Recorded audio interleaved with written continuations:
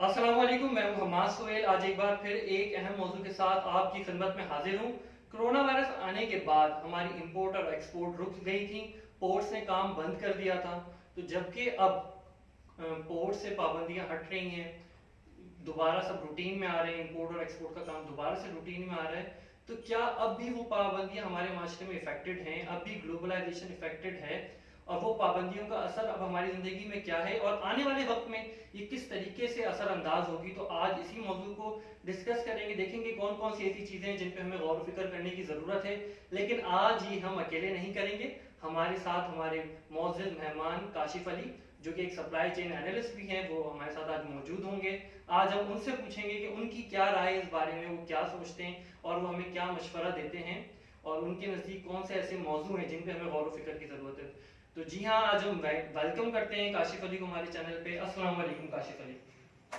वालेकुम अस्सलाम। कैसे हैं मासूम? जी मैं बिल्कुल ठीक हूँ। अस्सलाम वालेकुम, दोबारा से अस्सलाम वालेकुम काशिफ अली। आप हमें बताएं कि सप्लाई चेन यानी कि जो कोरोना वायरस की पाबंदियां लगी थी पोर्ट्स पे, जो कि एक अननेचुरल थिंग थी, यानी कि कोई डिजास्टर नहीं आया था, कुछ नहीं हुआ था, यानी कि कोई शिपमेंट से रिलेटेड कोई कवानीन नहीं थे या कोई इस किस्म के, जैसे पेट्रोल प्राइसेस वगैरह कुछ हाई लो नहीं हुई थी, एक तरह का एक बीमारी आई और पोर्ट्स जो है वो बंद हो गए, कंटेनर्स जमा होने लग गए।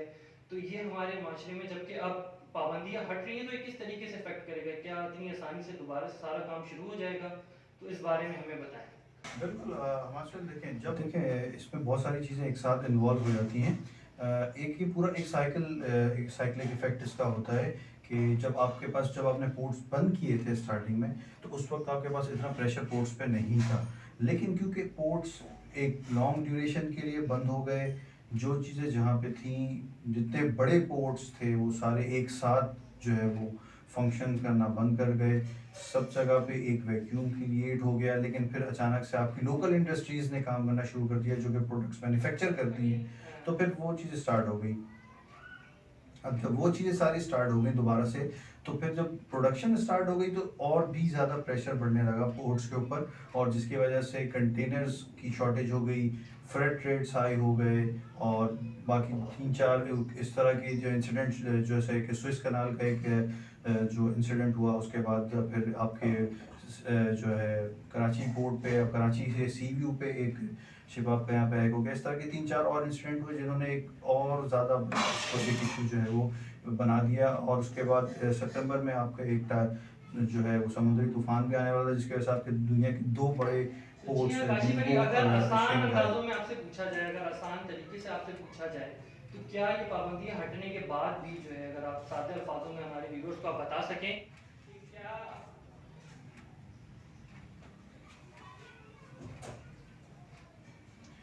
जी बिल्कुल, देखें सादा अल्फाज में हम ये कह सकते हैं कि जी अब एक्सपोर्ट के लिए आपको कंटेनर ईज़िली अवेलेबल नहीं होंगे।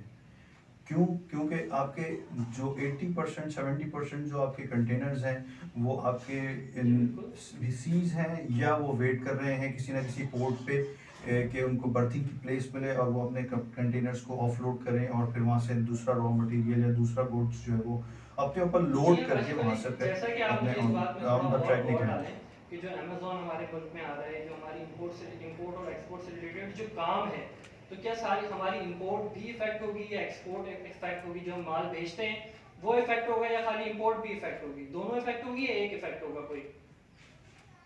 देखें, इंपोर्ट भी इफेक्ट होगी। इंपोर्ट आपको ज़्यादा कॉस्टली पड़ रही होगी, ज़्यादा टाइम ड्यूरेशन, टाइम कंज्यूमिंग पड़ रही होगी। लेकिन आपका जहाँ तक एक्सपोर्ट का ताल्लुक है, और जहाँ आपने अमेजोन की बात की, तो वो टाइम ड्यूरेशन बहुत बढ़ जाएगा। अमेजोन के लिए मोस्टली आपको यहाँ से यूएस से शिप करना पड़ेगा, और यूएसए के फ्रेट चार्जेस अगर आप नवंबर 2020 के उठा के देखें तो 3900 यूएस डॉलर्स थे, जो कि अब इंक्रीज होकर 13,000 $14,000 पे जा चुके हैं। मैं एक 40 फीट के फुल कंटेनर की बात कर रहा हूँ। और सिमिलरली इसी तरह से जब आप पर प्रोडक्ट अपने कॉस्टिंग निकालेंगे, तो पहले इसमें बहुत बड़ा डिफरेंस था। वो डिफरेंस आपको यहाँ स्क्रीन पे शायद विजिबल भी हो रहा हो, जो एक्सेल की शीट में हमने एनालाइज किया था। तो पर पीस जो कॉस्टिंग है, आपकी शिपिंग जी हाँ कॉस्ट जो है काशिफ वो अली, भी आप ये अब बताएं, जो जो है वो लोग अभी नया एबनॉर्मल हो काम चुकी शुरू है। जो पुराने लोग हैं उन्हें तो इस बात का काफ़ी अच्छा तजुर्बा है, जो लोग नया काम करना चाहते हैं, इंपोर्ट या एक्सपोर्ट में आना चाहते हैं, उनके लिए आप क्या मशवरा देंगे? उनको भी इंतज़ार करना चाहिए, या अगर वो आना चाहते हैं फिलफौरी, तो किन किन चीज़ों का ख्याल रखना चाहिए, किन ममालिक में ट्रेड करनी चाहिए? ये इस हवाले से आप हमें कोई मशवरा देना चाहें सादा अल्फाजों में, ताकि हमारे व्यूअर्स जो हैं वो समझ सकें तो जी हाँ, बहुत अच्छा होगा। देखिए, कंट्री स्पेसिफिक तो कोई भी नहीं है, क्योंकि आपको शिपिंग करनी है तो किसी भी कंट्री में आपको उसके लिए शिपिंग लाइन की, उसके शिप की और कंटेनर की, इन सारी चीज़ों की ज़रूरत पड़ेगी। तो स्पेसिफिक कंट्री वाइज तो कोई ट्रेड आप नहीं कर सकते। हाँ, जो नया काम करने वाले हैं उनको अभी थोड़ा सा अपने आप को होल्ड डाउन करना चाहिए। अगर तो वो लार्ज स्केल पे काम कर रहे हैं, उनके पास रिसोर्सेज की कमी नहीं है, तो गो अहेड। लेकिन अगर लिमिटेड रिसोर्सेज के साथ काम कर रहे हैं तो ये सिचुएशन अभी बेटर नहीं है कि आप एक्सपोर्ट के लिए जाके खेलें, क्योंकि आपको अभी कॉस्ट बहुत ज़्यादा हैवी कॉस्ट जो है वो बेयर करनी पड़ेगी तो जी हाँ, मेरा टू इस बारे में शिप योर एक गुड्स। और सवाल काशिफ मेरा ये होगा आपसे कि जैसे कि अभी आप देख रहे हैं कोरोना वायरस की पाबंदियां हटी हैं, तो क्या आने वाले वक्त में भी दोबारा कोरोना वायरस की पाबंदियां लग सकती हैं? क्या ग्लोबलाइजेशन जो है वो इस चीज़ को बर्दाश्त कर सकती है कि दोबारा से पोर्ट्स पर पाबंदियां लगें और पोर्ट्स बंद हो ग्लोबली जो है वो, यानी कि पूरी दुनिया अगर दोबारा से पाबंदियां पोर्ट्स पर लगें तो क्या वो बर्दाश्त कर सकेगी? और जो यानी कि जो इम्पोर्टेंट गुड्स होती हैं जैसे मेडिसिन हो गई या मेडिकल मशीनरीज हो गई या एक्सरे मशीन फॉर एग्जांपल अगर आप समझ लें, इस किस्म की जो गुड्स होती हैं तो वो भी जाहिर सी बात है कि इस चीज़ में रुक जाती हैं। तो इसका कोई मुतबादिल राह अमल होगा या ये इसी तरह स्टक रहेंगी? एक ऐसा स्टक प्रोसेस है जिसका कोई सोल्यूशन इजीली नहीं है, क्या ऐसा है? बिल्कुल, देखिए इजी सॉल्यूशन इसका ये है कि जैसे आपने कोविड के स्टार्ट में भी देखा होगा कि जहाँ पे वेंटिलेटर्स कम थे, तो वहाँ पे आपने बाय एयर उस चीज़ को रिजॉल्व किया था, मेडिसिन को, वेंटिलेटर्स को और बाकी जो रिक्वायर्ड मेडिसिन थे और जो इक्विपमेंट्स थे उसको आप बाय एयर कर रहे थे। तो बाय एयर का एक आपके पास रास्ता है, बाय शिप के मुतबादिल जो आता है, लेकिन वो कॉस्टली ज़्यादा होता है। और जहाँ तक आपने बाकी दूसरे गुड्स की बात की है और ये जो प्रोसेस स्टक होने की बात की है, तो आप खुद देखें कि कोविड को आए हुए 1.5 साल से ज़्यादा हो गया, लेकिन अब जाके ये प्रॉब्लम सबसे ज़्यादा हाईलाइट हुई है, क्योंकि एक लॉन्ग टाइम टेकिंग प्रोसेस है, तो इसका रिजल्ट भी थोड़ा देर में आता है और देर में जाके सारी चीज़ें आपको क्लियर होती हैं। तो अब जाके देखें, जैसे कि अब न्यू ईयर और हमारा क्रिसमस दोनों ये जब करीब आ गए और अब डिमांड बहुत ज़्यादा क्रिएट होगी गुड्स की ऑल ओवर द वर्ल्ड, तो तब जाके आपको ये एक इशू जो है वो एक पूरा एक जो है वो एक बहुत बड़ा एक बिगर पिक्चर इस इशू का आपको नज़र आ रहा है कि आपको ऑल ओवर द ग्लोब अब ये शिपिंग का एक जो मसला कोविड की वजह से जो ब्रेक एक आया था हमारे पोर्ट्स पे, वो अब आपको नज़र आ रहा है एक बिगर पिक्चर में। तो क्या इससे इन्फ्लेशन यानी कि महंगाई भी तो बढ़ने का एक खासा अमल हो जाएगा? यानी कि जो चीज़ें सस्ते दामों में मिलती हैं लोग मंगवाते हैं इसी वजह से कि सस्ते दामों या वो ख़ास चीज़ें होती हैं जो अवेलेबल नहीं होती हैं, तो इसमें तो इन्फ्लेशन का भी काफ़ी अच्छा अमल दखल हो जाएगा, यानी कि जो चीज़ें तो काफ़ी ज़्यादा महंगी हो जाएंगी। ठीक है, दूसरी चीज़ है कि पेट्रोल प्राइसेस भी साथ साथ हाई हो रही है, तो ये और ज़्यादा नहीं, यानी कि सोने पे सुहागा वाली बात हो जाएगी, यानी कि एक चीज़ पहले ही महंगी है और उसको और महंगी हो जाएगी। बिल्कुल, सोने पे सुहागा वाली बात आपने बहुत अच्छी की कि ये सोने पे सुहागा जो होगा वो इस तरह से हो जाएगा कि आपके ऑलरेडी जो फ्रेट चार्जेस थे वो शॉर्टेज ऑफ कंटेनर्स और वेसल्स और सारी चीज़ों की वजह से एक बहुत बड़ा इशू ऑलरेडी क्रिएट कर चुके थे और डिमांड इतनी ज़्यादा इंक्रीज़ हो गई थी कि आपका 250% से ज़्यादा बड़ा इंक्रीज़ आपने अभी तक शिपिंग इंडस्ट्री ने देख लिया है in with in a 1 year. तो जब उस पर फ्यूल की कॉस्ट जब इतनी ज़्यादा all over the world increase हुई है और बाकी सारी चीज़ें भी तो आपकी ग्लोबली नज़र में महंगी ऐसी होना कौन शुरू से हुई हैं, इक़दाम तो हैं जो आवाम के तौर पे हमें करने चाहिए, वो इन इक़दाम को होना चाहिए जिन पे हमें गौर फिक्र की ज़रूरत है, ताकि ये इम्पैक्ट रुक सके, ये मसला रुक सके, इस मसले की ख़राबी जो है वो हल हो सके? या कंटेनर ज़्यादा होने चाहिए, या इसका क्या अमल आपको लगता है कि क्या चीज़ ऐसी होनी चाहिए जो आपको लगता है? देखिए, अगर मैं आसान अल्फाज में बोलूँ तो आपको अपने जो एक्सपोर्ट गुड्स पे ऊपर रिलाय है उसको आपको कम करना पड़ेगा।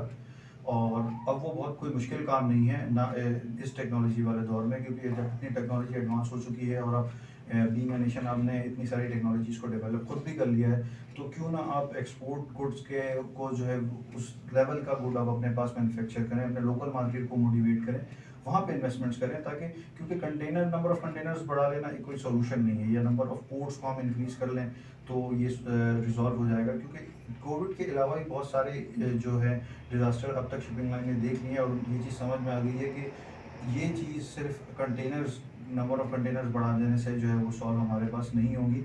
तो हमें इसको और भी चीज़ों को देखना पड़ेगा। तो उसमें सबसे इम्पोर्टेंट ये है कि आप अपने लोकल जो गुड्स हैं उनको एवेलुएट करें, उनको आप अच्छे से जो है वो एडवांस टेक्नोलॉजी के साथ अच्छे से बनाने की कोशिश करें, उस पर तवज्जो दें, ताकि जी, अब काशिफ अली, आप पब्लिक को इन फाइनल कंक्लूजन समझ रहे हैं, आपके इस गुफ्तगू का कंक्लूजन जो है फाइनली रिपोर्ट्स बंद हैं, कंटेनर के रेट्स हाई हैं, तो पब्लिक को आप क्या मशवरा देंगे? पब्लिक को किन चीज़ों पे गौर फिक्र की ज़रूरत है, यानी कि चीज़ों का कम इस्तेमाल या जो इम्पोर्ट गुड्स हैं उनका कम इस्तेमाल, या आपके लिए क्या मशवरा होगा? आप पब्लिक को क्या मैसेज देना चाहेंगे? पब्लिक को किन बातों पे गौर या कौन से मौजू देना चाहेंगे कि पब्लिक को उन मौजू पे गौर फिक्र करने की ज़रूरत है इस मुश्किल हालात में? और आपको क्या लगता है कि इसको कितना वक्त लगेगा? एक छोटी सी कंक्लूसिव यानी कि कंक्लूजन जो है वो आप दे दें हमारे व्यूअर्स को तो बहुत अच्छा होगा।